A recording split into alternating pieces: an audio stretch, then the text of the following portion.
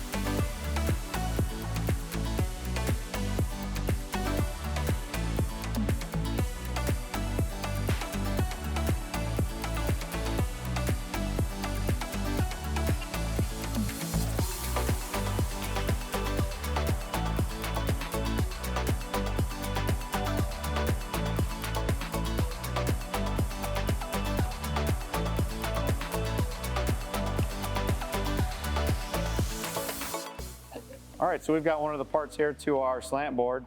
We've already got the holes cut. We have the 45s needed on the back, so these parts will fit together, as well as the overall shape cut. So there's nothing left to do on this part. We're gonna take it to the laser engraver to engrave a logo, and then we're gonna head to assembly.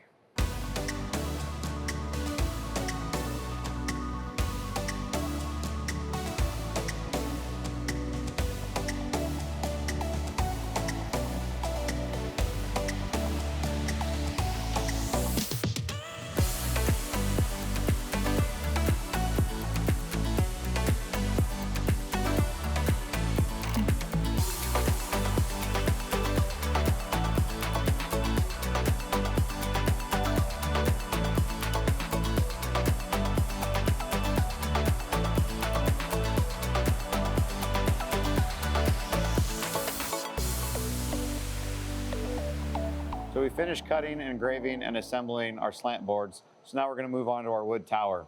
There's a lot involved in this project. We have 4 different files and 2 different thicknesses of plywood to work with. So let's go ahead and get started on that.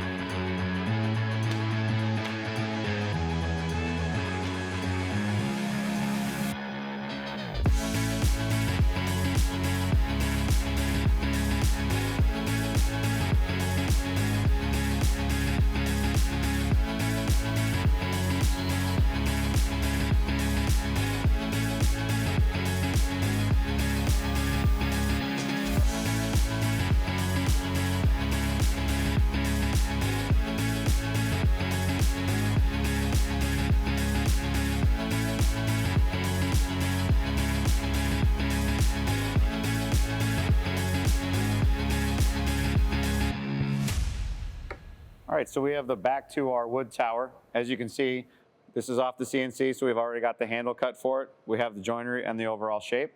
So there's nothing left to do on this either. So just like the slant board, we're gonna head to the laser engraver to get a logo put on this, and then we're gonna start assembly.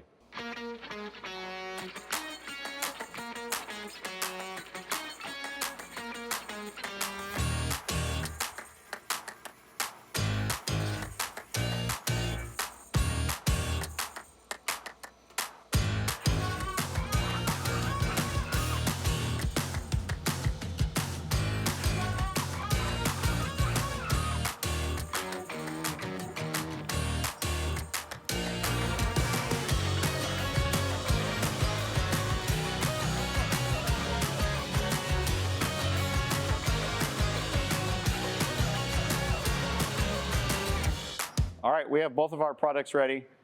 First is our wood tower and our slant board. On both these products, you can see that there's a lot of joinery in here that we have to cut accurately.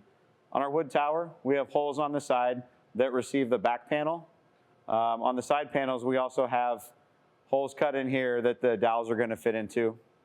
On our slant board, we have holes that we cut through here with chamfered edges that allow this panel to fit in at different angles. And so when we do these 250 at a time, we have to make sure that these are cut accurately and repeatably, and that's what our CNC allows us to do. Hopefully you learned something today, and thanks for watching.